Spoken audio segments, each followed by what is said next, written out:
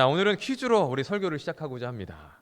여러분, 자동차가 다니는 길은 뭐라고 할까요? 차도. 사람이 다니는 길은요? 인도. 예. 기차가 다니는 길은요? 철도. 예. 아주 똑똑하십니다. 다음, 배가 다니는 길은 뭘까요? 배가 다니는 길. 예? 배가 다니는 길이니까 백길. 그죠. 백길이죠. 항로라고 또 보통 얘기하죠. 그럼 비행기가 다니는 길은요? 갑자기 대답 소리가 확 줄으셨어요. 비행기 다니는 길이면 뭐 하늘길이겠죠, 그죠? 그것도 역시 항로라고 표현을 하는데, 자, 이 말씀을 왜 드리냐? 이 모든 것들, 그러니까 자동차나 사람이나 철도나 배나 비행기나 다 가는 길이 어떻게 돼 있어요? 정해져 있다는 겁니다. 자동차는 차도로 가야 됩니다. 사람은 인도를 다녀야 되고, 기차는 철도를 따라서 움직여야 합니다. 왜 그렇게 정해놓고 왜 그렇게 약속을 해놓았느냐? 모두의 안전을 위해서라는 거죠. 만약에 차가 인도로 가면 어떻게 되죠? 사고가 나요. 기차가 철도에서 벗어나는 순간에 어떻게 됩니까? 그건 어마어마한 대형 사고가 된다는 것입니다. 곧 정해진 자리, 정해진 길을 지키며 다녀야 모두가 안전할 수 있다는 것이죠. 자, 우주의 천체를 보아도 그렇습니다. 우주를 보면 우주에 얼마나 많은 별들이 있는지 모릅니다. 우리의 눈에 보여지는 별들도 있지만 실상은요, 보이지 않는 별들이 더욱 많다는 거죠. 그런데 아십니까? 그 수많은 별들, 그 천체들이요, 움직인다는 것입니다. 정해진 자리, 정해진 길을 지키며 일정하게 움직이고 있다는 거죠. 자, 우리가 살고 있는 이 행성을 우리는 지구라고 합니다. 이 지구는요, 태양계에 속해져 있는데 태양을 중심으로 움직여지기 때문에 그 행성들을 태양계라고 부릅니다. 순서대로 하면 수성, 금성, 지구, 화성, 목성, 토성, 천왕성, 해왕성입니다. 수금지와 목토, 천해. 과학 시간에 이렇게 외웠던 기억이 있습니다. 근데 이 행성들은요, 저마다 정해진 위치가 있다는 것입니다. 또한 움직이는데 정해진 경로가 있다는 것입니다. 그 자리를 지키며 태양을 중심으로 일정하게 모두가 움직이고 있다는 거죠. 자, 지구를 예로 들어보면 태양을 한 바퀴를 돌 때 정확하게 얼마의 시간이 걸리냐? 1년의 시간이 걸립니다. 그러니까 우리가 1년으로 정해놓은 시간은요, 지구가 태양을 한 바퀴를 도는 것을 기준으로 1년으로 삼았다는 겁니다. 그 시간 동안 한국은 봄, 여름, 가을, 겨울, 이 4계절이 진행이 되죠. 자, 그런데 만약 지구가 지금의 자리, 지금의 정해진 경로를 조금이라도 벗어난다면 어떻게 될까요? 과학자들이 말하기를 정말 조금이라도 태양과 가까워진다면 지구에 있는 모든 생명체가 다 죽을 것이라고 말합니다. 반대로 조금이라도 멀어지면 모든 생명체가 얼어 죽게 될 것이라고 말한다는 거죠. 참 신기하게도 오랜 세월 동안 지구를 포함한 태양계의 행성들은 주어진 자리와 정해진 경로를 따라 움직이고 있다는 것입니다. 그래서 우리가 지금 숨쉬며 살아가고 있다는 거, 봄에서 여름으로 계절이 바뀌고 있음을 느끼고 있다는 것은요, 다 무엇 때문이냐? 지구가 정해진 자리를 잘 지키고 있기 때문이라는 것이죠. 이걸 보며 이런 생각을 해보게 됩니다. 세상의 모든 것들이 정해진 자리가 있고 정해진 길이 있구나. 그것을 지킨다라는 것이 참 중요하다라는 것입니다. 여러분, 이런 원리는 우리의 신앙생활에도 동일하게 적용이 됩니다. 세상의 모든 것들이 정해진 자리가 있듯이 하나님의 백성과 하나님의 자녀된 이들에게도 주어진 자리가 있다는 것입니다. 지켜야 될 자리가 있다는 것이죠. 오늘은 하나님 앞에서 우리가 가져야 될 마음과 태도에 대한 세 번째 시간으로서 우리가 자리를 지켜야 되는 자리 지킴이라는 말씀의 제목으로 우리의 삶을 돌아보았으면 좋겠습니다. 과연 우리가 하나님 앞에서 지켜야 될 자리가 어디인지, 무엇인지를 생각해 보며 우리의 삶을 돌아볼 수 있는 귀한 시간이 되었으면 좋겠습니다. 자, 사무엘하 11장은 다윗의 충격적인 죄악을 기록하고 있습니다. 아마도 다윗이 그의 인생에서 가장 지우고 싶은, 가장 떠올리고 싶지 않은 그와 같은 장면이 오늘 말씀에 기록되어져 있다는 거죠. 그 사건이 어떤 사건입니까? 다윗이 밧세바와의 간음을 행한 사건입니다. 자, 우리 본문 말씀 2절을 함께 읽어보겠습니다. 시작. 저녁 때에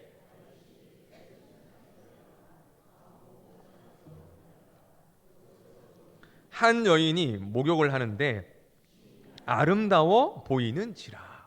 자, 때는 저녁입니다. 다윗이 침상에서 일어나서 왕궁 옥상으로 올라갔습니다. 아마도 늘어지게 낮잠을 자고 난 이후에 저녁 때에 잠이 깨서 잠시 산책을 하려고 올라갔던 것 같습니다. 당시의 왕궁의 옥상은 예루살렘 성내에서 가장 높은 곳에 위치해 있었습니다. 그래서 예루살렘 성내가 한눈에 보였을 것이지요. 그렇게 왕궁을 거닐던 중에 갑자기 다윗의 눈에 한 여인이 목욕을 하는 장면이 보이는 게 아니겠습니까?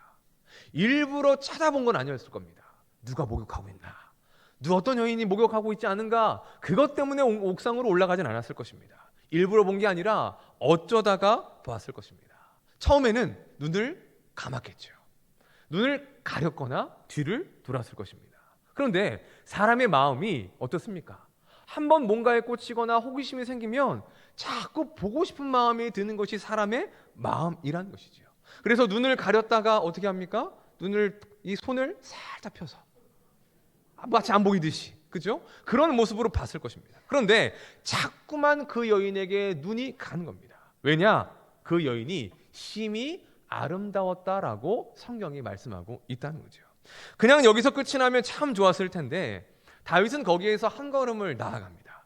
사람을 보내서 그 여인이 누군지에 대해 알아보게 한다는 거죠. 그리고 알아보니까 그 여인은 우리야의 아내 밧세바였습니다. 여러분, 우리야가 누구입니까? 그는 이방인이었지만 다윗의 충직한 부하였고 장수로서 기록되어져 있습니다. 그 여인이 우리야의 아내였던 것이죠. 남편이 있는 아내였습니다. 게다가 충직한 자신의 부하의 아내였습니다. 그러면 그러한 사실을 알게 되었다면 그쯤에서 관심을 끊어야 했습니다. 그런데 다윗은 그보다 더 한 걸음 나아간다는 거죠. 자, 우리 4절 말씀을 보겠습니다. 시작. 다윗이 전령을 보내어 자기에게로 데려오게 하고 그 여자가 그 부정함을 깨끗하게 하였으므로 더불어 동침함에 그 여자가 자기 집으로 돌아가니라. 다윗은 밧세바를 데려오게 하고는 결국 하지 말아야 될 짓을 저질러 버립니다. 남편이 있던 여인, 그 여인과 동침을 하게 이른 것이죠. 간음의 죄를 저질렀던 것입니다. 아마도 다윗은 그 모든 일들이 은밀하게 조용히 지나갈 것이라고, 아무도 알 수 없을 것이라고 생각했을지도 모릅니다. 그런데 한 가지의 문제가 터지죠. 밧세바가 아이를 가졌다는, 임신을 했다는 소식이 들려지게 된 것입니다. 자신의 간음, 자신이 행한 그 모든 추악한 죄들이 일순간에 모든 사람들에게 드러날 수 있는 그러한 상황이 되어 버린 것입니다. 그때부터 다윗은 무엇을 하느냐? 자신의 죄, 자신의 그 더러운 부분을 감추기 위하여 온갖 술수를 씁니다. 수단과 방법을 가리지 않습니다. 그러다가 결국은 어떻게까지 합니까? 그의 충직한 부하였던 우리야를 전쟁터에서 죽게 만드는 살인 교사의 죄까지도 저지르게 된다는 것입니다. 이 사무엘의 11장에 기록된 다윗의 모습은 매우 충격적입니다. 그가 행한 죄악들만 놓고 보면 마치 사람이기를 포기한 것 같은, 정말 나쁜 놈, 나쁜 인간이라고 욕을 들어볼 만한, 들을 수밖에 없는 그러한 죄를 저지르고 있다는 것이죠. 하지만 그의 죄악이 더 충격적으로 나오는 이유가 무엇입니까? 그가 다윗이기 때문입니다. 다른 사람이 아니라 다윗이기 때문입니다. 만약 사울이었다면, 아합이었다면 우리는 거기에 대해서 충격받지 않습니다. 왜냐? 그들이 하나님 앞에 악한 사람이었기 때문입니다. 그러나 그는 다윗이었습니다. 하나님 앞에 신실했고 하나님 마음에 합한 사람이라는 칭찬을 들었던 이가 다윗이었기 때문인 것이죠. 자, 그러면 여기서 한번 생각해 보겠습니다. 어쩌다가 신실하고 하나님의 마음에 합하였던 그 다윗이 이와 같은 지경에 이르게 되었던 것일까요? 무엇이 다윗을 이렇게 추악한 죄를 짓도록 만들게 한 것일까요? 그 이유는 다윗이 지켜야 될 자리를 지키지 않았기 때문입니다. 마땅히 자신에게 주어진 자리, 자신이 지켜야 될 자리, 자신이 있어야 될 그 자리를 지키지 않았기 때문에 죄를 짓는 그와 같은 현장에 있게 되었다는 것입니다. 자, 우리 본문 말씀 11장 1절 말씀을 함께 읽어보겠습니다. 시작.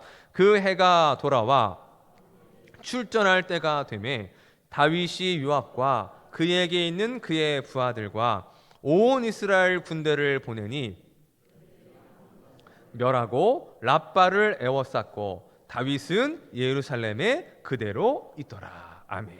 자, 1절은 그 당시의 상황을 보여주고 있습니다. 그때가 어떠한 상황입니까? 전쟁 중입니다. 이스라엘과 암몬이 전쟁을 하고 있는 상황입니다. 그래서 군대의 장관 요압, 이스라엘의 모든 군사들이 그 전쟁터에 나가서 생명을 걸고 싸우고 있는 상황이었습니다. 자, 그런데 1절에 어떠한 표현이 있습니까? 그 해가 돌아와 왕들이 출전할 때가 되매라고 말하고 있습니다. 이 말은 전쟁을 할 때가 되었다라는 상징적인 표현인데 그것을 뭐라고 표현합니까? 왕들이 출전할 때라고 말하고 있습니다. 왜 이렇게 표현하느냐? 당시 전쟁은 반드시 누가 나가느냐? 왕이 출전을 합니다. 왕들이 함께 군사들과 출전했기 때문에 그것을 이와 같이 표현하고 있다는 거죠.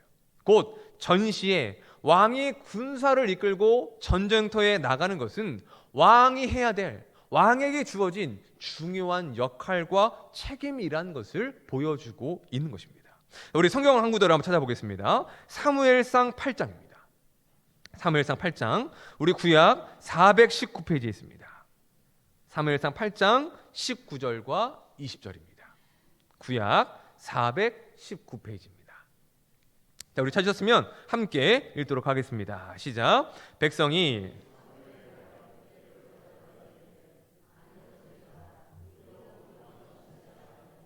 우리도 다른 나라들 같이 되어 우리의 왕이 우리를 다스리며 우리의 싸움을 싸워야 할 것이니이다 하는지라. 아멘. 여러분, 이 장면은 아직 왕이 세워지기 전입니다. 사무엘이 있을 때인데 이스라엘이 하나님께 왕을 세워달라며 요구하는 장면입니다. 왜 왕이 있어야 된다고 하느냐? 다른 나라들은 다 왕이 있으니까 우리도 왕이 있어야 한다는 거죠. 그러면서 왕은 무엇을 하는 존재이냐? 왕이 우리를 다스릴 것이고 혹 전쟁이 나면 우리들 앞에 나아가서 우리를 위하여 싸울 것입니다 라고 말하고 있다는 것이죠. 곧 여기서 무엇을 보여줍니까? 왕이 어떠한 일을 행하고 있는지에 대해서 밝혀주고 있습니다. 왕은 백성들을 다스릴 뿐만 아니라 전쟁이 나면 백성들 앞에 나아가서 적들과 맞서 싸우는 책임과 역할이 왕에게 주어졌다라는 것이죠. 자, 다시 본문으로 돌아오면 지금 이스라엘은 암몬과의 전쟁 중입니다. 군대 장관 요압과 군사들 모두가 목숨 걸고 싸우고 있습니다. 그런데 다윗은 지금 어디에 있습니까? 왕궁에 있습니다. 전쟁터에 있어야 될 왕이 왕궁에 있다는 것이죠. 그 말은 뭐냐? 지켜야 될 자리를 지키지 않고 있다는 것입니다.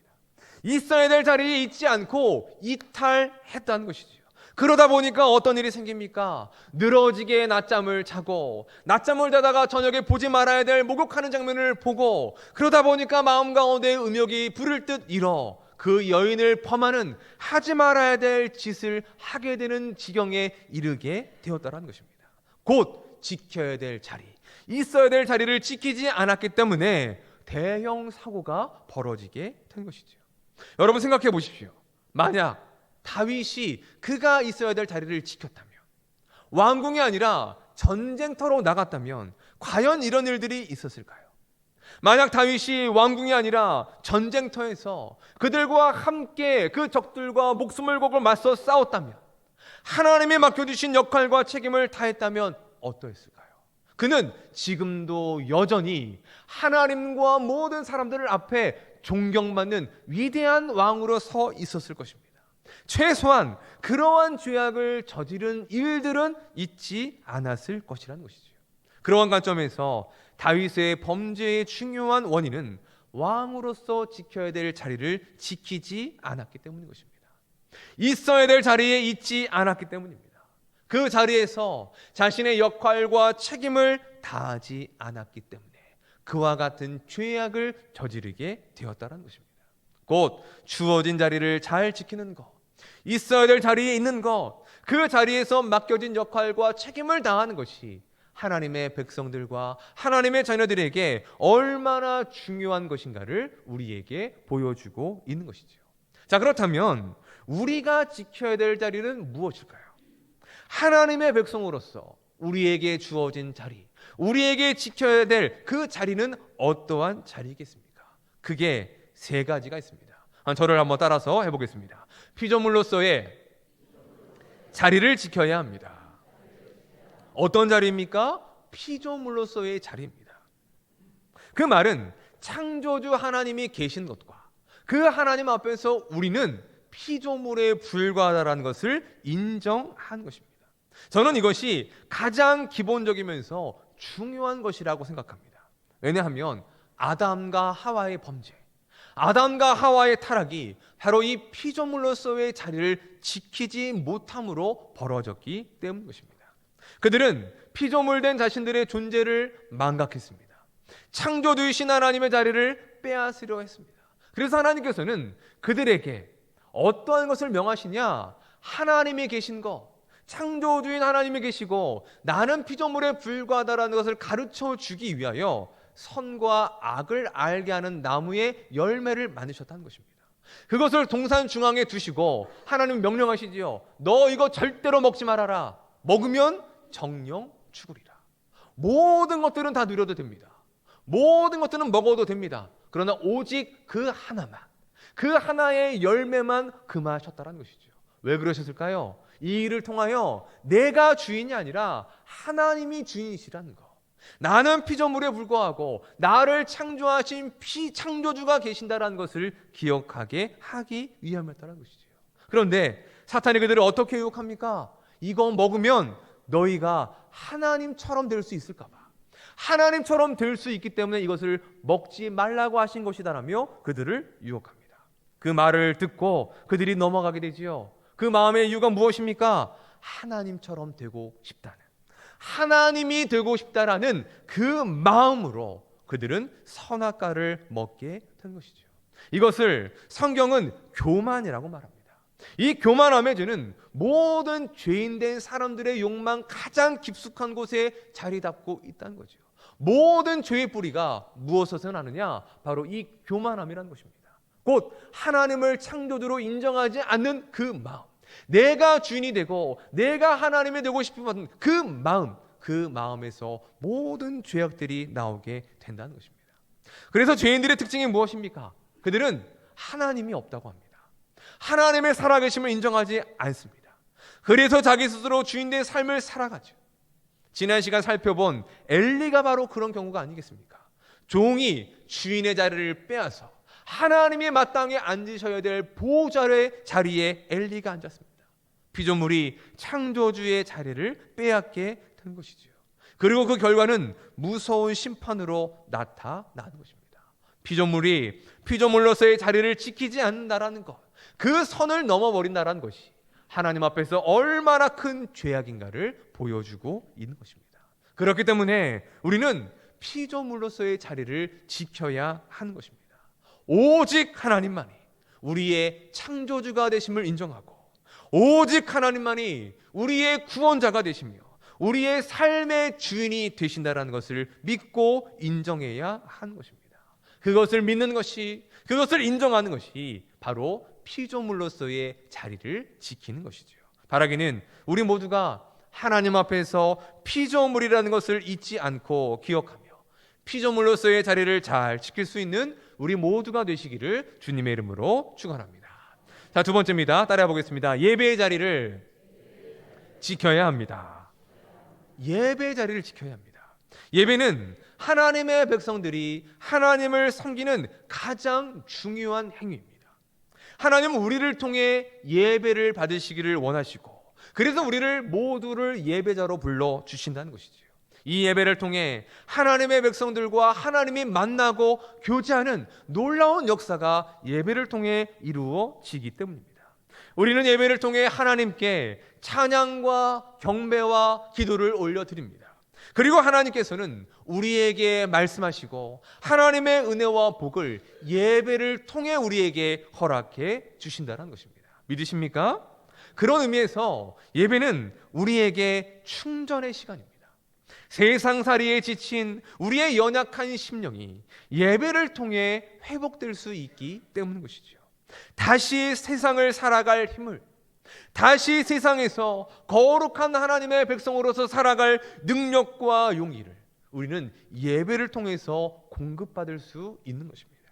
또한 예배는 리셋의 시간입니다.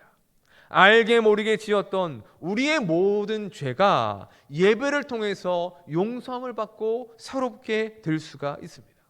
우리의 마음과 생각 속에 스며들었던 세상적인 모든 생각들과 가치관들이 지워지는 시간, 다시 거룩한 말씀으로 채워지는 시간이 바로 예배의 시간이라는 것이죠. 우리가 어디를 향해 나아가야 할지, 어떻게 살아야 할지가 분명해지는 시간이 바로 예배의 시간입니다. 그렇기 때문에 우리는 예배의 자리를 잘 지켜야 하는 것입니다. 특별히 주일 예배의 자리를 잘 지켜야 하는 것입니다. 여러분, 하나님을 믿는 사람과 믿지 않는 사람을 구분할 수 있는 중요한 기준이 있습니다. 그것은 바로 그 사람이 주일에 어디를 가든지 또한 무엇을 하는지를 보면 알 수 있다는 것입니다. 하나님을 믿지 않는 사람들에게 주일은 일요일입니다. 일요일은 뭐 하는 날이죠? 쉬는 날, 노는 날. 그동안 못한 것들 하고 또한 그동안 못 먹었던 술도 먹고 좋은 사람들 만나고 놀고 하는 날이 바로 일요일입니다. 그래서 산으로 들로 여기저기로 다니며 놀기도 하고 쉬기도 하죠. 반면 하나님을 믿는 우리에게 일요일은 무슨 날입니까? 주일입니다. 곧 주의 날이죠. 하나님을 예배하는 날입니다. 교회에 가는 날입니다. 교회에 와서 하나님께 예배를 드리며 하나님을 섬기고 각자에게 맡겨진 자리에서 봉사를 하며 하나님과 교회를 섬기는 성도의 교제를 나누는 날이 바로 주일이라는 것입니다. 분명 같은 날, 같은 일요일이지만 서로가 다른 삶을 살아가고 있다는 것입니다. 어디에서 무엇을 하느냐에 따라서 우리가 누구인지가 분명하게 드러나게 된다는 것입니다. 아무리 어떤 누군가가 입술로 나는 하나님을 믿는 사람입니다, 나는 예수님을 믿는 사람이다라고 말을 하지만 그 사람이 주일에 교회를 오지 않고 그 사람이 주일에 예배를 드리지 않는다면 그 사람의 말은 참이라고 말할 수가 없다는 것이죠. 왜 그렇습니까? 하나님의 백성, 하나님을 믿는 사람이라면 거룩한 주일을 지키고 주일은 하나님을 예배하는 날로 교회에 나와야 하기 때문인 것이죠. 그런 의미에서 주일에 교회를 섬긴다라는 것, 교회에 와서 함께 예배를 드린다라는 것은 매우 중요한 우리의 신앙의 고백이며 우리의 정체성을 확인할 수 있는 과정이라고 말할 수가 있는 것이죠. 믿음의 선진들은 예배를 생명과 같이 여겼습니다. 예배의 자리를 목숨처럼 지켰습니다. 다니엘이 그렇습니다. 여러분, 다니엘 6장을 보면 바벨론의 왕 다리오가 갑자기 하나의 조서를 내리게 됩니다. 한 달 동안 다른 신과 다른 종교, 다른 것들에게 절한 일들을 금하고 오직 왕에게만 절하라. 그렇지 않을 경우에 사자굴에 던져질 것이다라는 무시무시한 조서를 내립니다. 그때 다니엘이 어떻게 합니까? 다니엘 6장 10절을 보면 이렇게 말씀합니다. 다니엘이 이 조서에 왕의 도장이 찍힌 것을 알고도 자기 집에 돌아가서는 윗방에 올라가 예루살렘으로 향한 창문을 열고 전에 하던 대로 하루 3번씩 무릎을 꿇고 기도하며 그의 하나님께 감사하였더라. 아멘. 그는 창문을 열어놓고 기도합니다. 하던 대로 하루에 3번씩 무릎을 꿇고 하나님과 함께 기도합니다. 굳이 창문을 열지 않아도 되는데 보란 듯이 당당하게 하나님을 예배하고 있습니다. 발각되면 죽을 수도 있다는 것을 알면서도 말합니다. 왜 그랬을까요? 다니엘에게는 예배가 생명보다 더 중요했기 때문인 것입니다. 예배의 자리를 지키지 못하고 그 한 달의 인생을 내가 연장하는 것보다 예배의 자리를 지키다가 죽는 것이 더 좋은 것으로 여겼기 때문이라는 것입니다. 제가 어릴 적에 참 교회를 가기 싫어했습니다. 왜냐하면 그때 당시 예배가 9시였거든요. 주일날 아침에 9시. 그날은 텔레비에서 뭘 하느냐? 디즈니 동산을 했어요. 디즈니 그 만화 캐릭터에 나와서 하는 것들이 있습니다. 그래서 꼭 그날에서 아침에 교회를 가는 것이 너무나도 싫었습니다. 그러다 꾀병을 부렸죠. 엄마 오늘은 좀 머리가 아픈 것 같아요. 오늘은 좀 몸이 안 좋은 것 같아요. 교회를 못 갈 것 같아요. 그럼 저희 어머니가 뭐라고 하셨는지 아십니까? 야, 죽더라도 교회 가서 죽어. 죽더라도 예배드리다 죽어. 꾀병인 거 아시니까 그렇게 얘기하신 거겠죠. 근데 돌이켜놓고 생각해보면 주일에 예배를 가고 내가 아무리 어떤 상황이 있다 할지라도 교회를 가는 것과 예배를 드리는 것을 가장 최우선으로 하라는 가르침을 주셨습니다. 그것이 저에게 매우 깊이 남아 있다는 것이죠. 다니엘은 어린 나이에 바벨론의 총리가 되었습니다. 시간이 흘러 왕과 나라는 바뀌었어도 다니엘은 여전히 총리의 자리를 지킬 수 있었습니다. 수많은 이들이 다니엘을 시기했고 속된 말로 허물을 찾기 위해서 탈탈 털었습니다. 먼지 나오려고 탈탈 털었습니다. 그런데 아무리 털어봐도 다니엘에게는 그 어떤 허물을 찾아볼 수가 없었습니다. 그가 그만큼 깨끗하고 거룩한 삶을 살았음을 보여주는 대목이죠. 그 비결이 무엇일까요? 저는 이렇게 생각합니다. 그가 예배 자리를 지켰기 때문이라는 것이죠. 그가 하나님을 기억하고 하루에 3번씩 창문을 열고 하나님을 찾고 하나님 앞에 기도하며 하나님을 예배하는 그 자리를 지켰기 때문인 것입니다. 그 자리를 지키니까 그가 변질되지 않습니다.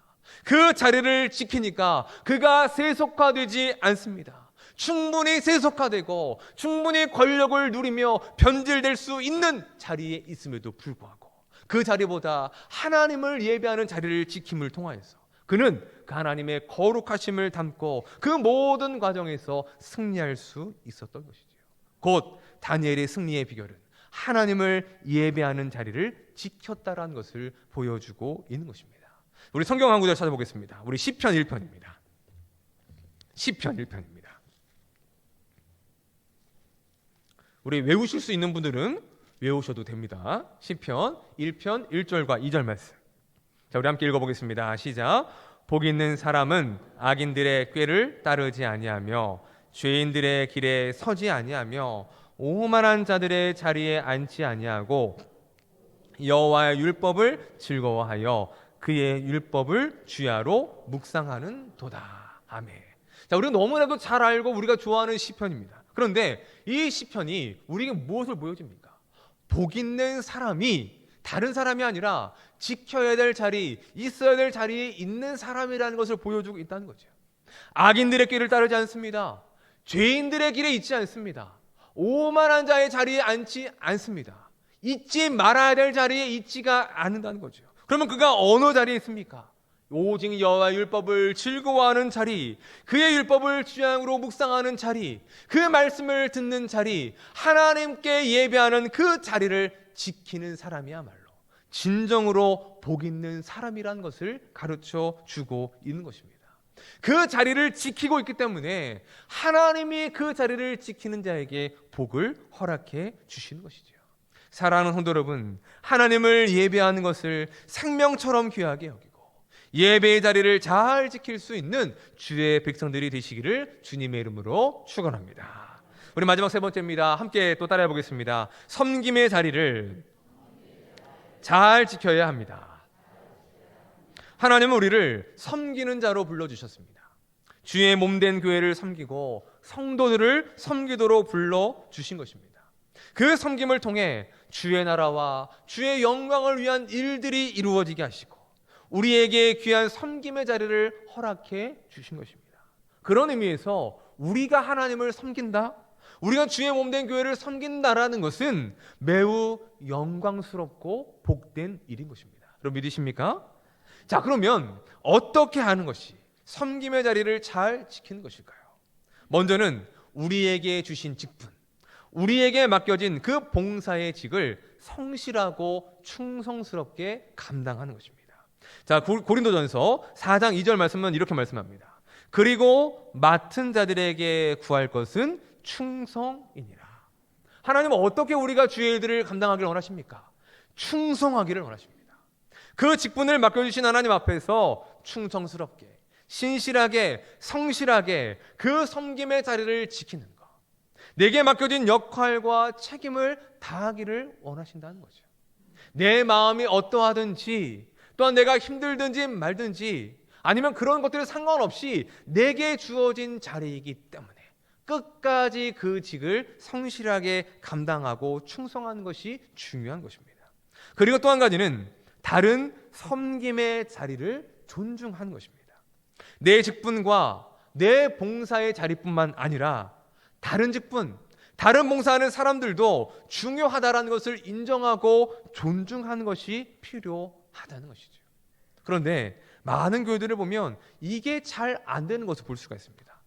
목회자가 성도에 대해서, 또한 성도가 목회자에 대해서, 목회자들 간에도 서로의 섬김의 자리에 대해서 인정하거나 존중하지 않는다는 것입니다. 어떻게 해서든지 깎아내리려고 합니다. 어떻게 해서든지 참견하고 간섭하려 합니다. 그런데 그런 분들의 특징이 뭔지 아십니까? 본인 맡겨진 일들은 소홀히 하면서 꼭 남의 일에, 다른 사람 하는 일에 그렇게 간섭하더라는 거죠. 참 안타까운 것은 담임 목사가 교역자들에게 그렇게 하는 경우도 있다는 것입니다. 교역자들이 잘하면 더 잘할 수 있도록 만들어주는 것이 담임 목사의 역할입니다. 서툴고 부족하면 잘할 수 있도록 가르치고 훈련하고 밀어주는 것이 해야 될 역할입니다. 그런데 못하면 못한다고 잘라내고, 잘하면 잘한다고 질투해서 밀어나는 경우가 심심치 않게 있다는 것이죠. 분명 각자에게 주신, 하나님이 주신 섬김의 자리가 있음에도 불구하고 그 영역과 그 자리를 존중하지 않고 인정하지 못한다는 것입니다. 문제는 그런 일들로 인하여 섬기는 사람들이 상처를 입는다는 것이 있습니다. 섬기는 사람들이 기쁨과 즐거움으로 일할 수 있도록 해야 하지 않겠습니까? 우리가 교회 와서 돈 받고 일합니까? 뭔가 대가를 바라며 일합니까? 아니지 않습니까? 모두가 하나님이 주신 은혜에 대한 감사함으로, 기쁨으로, 자원함으로 하는 것입니다. 그런데 그 일들을 함에 있어서 모두가 함께 즐겁게 해야 되지 않겠습니까? 하지만 많은 경우에 그러한 참견, 그러한 존중, 그런 인정함이 없어서 오히려 섬기면서 일하면서도 마음을 상하는 일들이 벌어지게 된다는 것입니다. 결국 그 마음 상함으로 섬김의 자리를 벗어나기도 한다는 것이죠. 목회자는 목회자의 역할이 있습니다. 장로님은 장로님의 역할이 있습니다. 안수 집사님, 권사님들은 모든 직분자들은 각자에게 맡겨진 역할과 책임이 있다는 것이죠. 중요한 것은 서로가 서로의 섬김의 자리를 존중해 주는 것입니다. 존중해 가며 함께 하나가 되어 그 일들을 잘할 수 있도록 서로가 돕고 협력해 주어야 하는 것이죠. 맡겨진 직분과 역할에 충성을 다하는 것, 서로가 섬김의 자리를 존중하며 함께 기쁨으로 잘 섬길 수 있도록 하는 것, 바로 이것이 섬김의 자리를 잘 지켜나가는 삶의 모습인 것입니다. 사랑하는 성도 여러분, 오늘의 말씀을 통해서 우리의 모습을 돌아보았으면 좋겠습니다. 하나님 앞에서 우리는 피조물로서의 자리를 잘 지키고 있습니까? 하나님을 예배하는 자로서 예배자의 자리, 그 예배의 자리를 잘 지키고 있습니까? 하나님을 섬기는 자로서 섬김의 자리를 잘 지키며 살아가고 있습니까?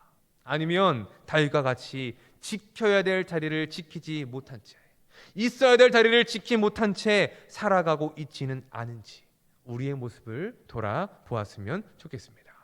말씀을 정리하겠습니다. 자리가 사람을 만든다라는 말이 있습니다.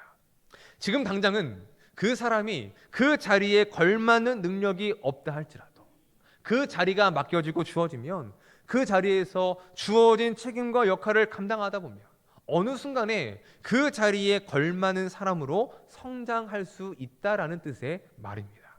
저는 그 말이 정말 맞는 것 같습니다. 제 자신을 보아도 그렇습니다. 제가 20대 초반에 첫 사역지에서 전도사로 부임할 때 교회에서 전도사님이라고 이렇게 불러주시는데 참 어색하고 이상했습니다. 제가 맡은 아이들이 전도사님이라고 부르는 거는 괜찮은데 나이 많으신 장로님들, 권사님들, 할머님들께서 또 할아버지들께서 그렇게 저에게 고개 숙여 인사해 주시며 전도사님이라고 깍듯하게 대해 주시는데 정말 몸둘 바를 모르겠더라고요. 제 자리에 어울리지 않는 것처럼 생각되었습니다. 그런데 전도사에서 강도사가 되고 강도사에서 목사가 되고 목사를 하며 선임 목사가 될 때에도 그랬습니다. 언제나 부족해 보였고 언제나 그 자리가 주어질 때에 그 자리를 감당할 수 없어 늘 그 전날 밤에 뜬 눈으로 기도하며 밤을 새웠던 적이 있습니다. 그런데 지금 돌이켜보면 어느 순간 그 직에 맞는 사람이 되어 그 역할을 감당하게 되더라는 것이죠. 언제까지일지 모르겠는데 저는 지금 제가 이 자리에 서 있는 것이 아직도 어색합니다. 여러분들이 담임 목사라고 불러주시고 그렇게 저를 존중해 주시는 것이 참 어색합니다. 아직 이 자리에 걸맞는 능력이 없다라는 것, 아직도 저에게 수많은 부족함과 연약함이 있다는 것을 제 자신이 너무나 잘 알기 때문입니다. 그러면 어떻게 될까요? 도망가면 될까요? 이 자리를 내려놓으면 될까요? 그렇지 않습니다. 하나님이 주신 자리이기 때문에 하나님을 의지하며 그 주어진 자리를 잘 지킨다면 그 자리에서 어떠한 상황에도 맡겨진 역할과 맡겨진 모든 일들을 잘 충성스럽게 감당한다면 어느 순간 예사랑교회 담임 목사다운 담임 목사가 되어 있을 줄로 믿습니다. 그렇기 때문에 저는 주어진 자리를 지키는 것이 중요하다고 생각합니다. 저뿐만 아니라 우리 모든 성도들도 그렇습니다. 우리 모두가 우리에게 주어진 그 자리를 잘 지켜야 한다는 것이죠. 자리가 사람을 만든다라는 말도 맞습니다. 그러나 저는 한 걸음 더 나아가 자리가 사람을 지킨다라고 생각합니다.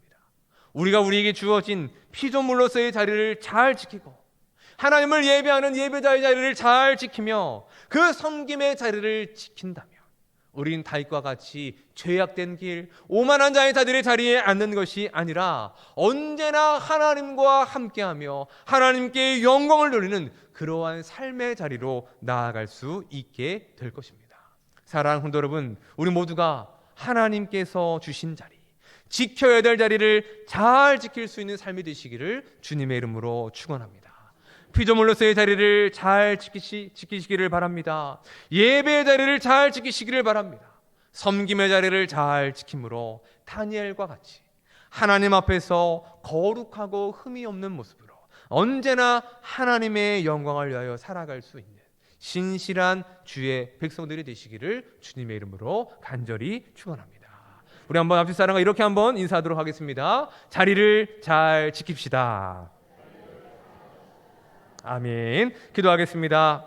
하나님 아버지, 오늘도 우리에게 말씀을 통해 주의 뜻을 깨닫게 하심을 감사합니다. 하나님께서 우리에게 주신 각자의 정해진 자리가 있는 줄로 압니다. 그 자리에서 맡겨진 역할과 책임이 있음을 또한 알고 있습니다. 바라는 것은 하나님 앞에서 우리 모두가 주어진 자리, 지켜야 될 자리, 있어야 될 자리를 잘 지킬 수 있게 하여 주시옵소서. 창조주이신 하나님 앞에서 피조물의 자리를 지키게 하시고 하나님을 예배하는 자리를 잘 지키게 하시며 하나님과 주의 몸된 교회를 섬기는 그 자리를 잘 지킬 수 있는 우리 모두가 되게 하여 주옵소서. 한 주간을 살아가는 동안에도 우리가 있어야 될 자리를 잘 지키고 지켜야 될 자리를 잘 지킴으로 하나님께서 우리를 지켜주시는 은혜, 하나님께 영광이 되는 귀한 삶을 살아갈 수 있도록 우리를 붙들어 주시옵소서. 감사하며 살아계신 예수 그리스도의 이름으로 축복하며 기도하옵나이다.